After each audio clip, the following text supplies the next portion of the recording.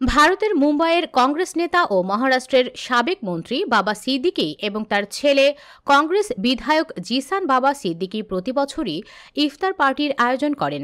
বাণিজ্য নগরী মুম্বাইয়ে সিদ্দিকী পরিবারের জমকালো এই পার্টি অন্য মাত্রা পায়, যেখানে উপস্থিত হন বলিউড এবং টেলিভিশনের জগতের নামী তারকারা। এবছরও তার ব্যতিক্রম হয়নি। রোববার জমকালো এই আয়োজনে ছিলেন সালমান খান, হুমা কুরেশি, শিল্পা শেঠি, প্রীতি জিন্তা, দিনো মারিয়া, ইমরান হাশমি, করণ সিং গ্রোভার, শেখর সুমন, পূজা বাত্রা, সিদ্ধান্ত চতুর্বেদী, পরিচালক মধুর ভান্ডারকর, পরিচালক আব্বাস মোস্তান, সালমান খানের বাবা সেলিম খান।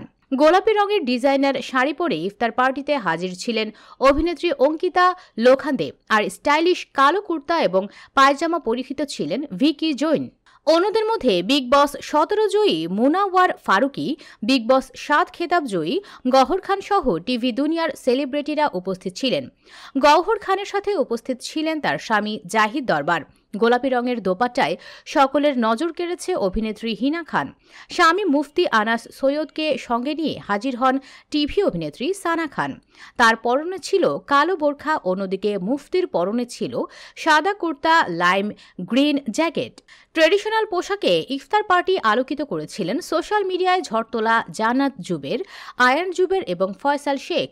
আর সল্লু মিয়ার পরনে ছিল কালো পায়জামা এবং ওপরে কালো সাদা চেক কুর্তা। আগত অতিথিদের সাথে ফটো সেশন করতেও দেখা যায় বাবা সিদ্দিকী তার পুত্র জিসানকে।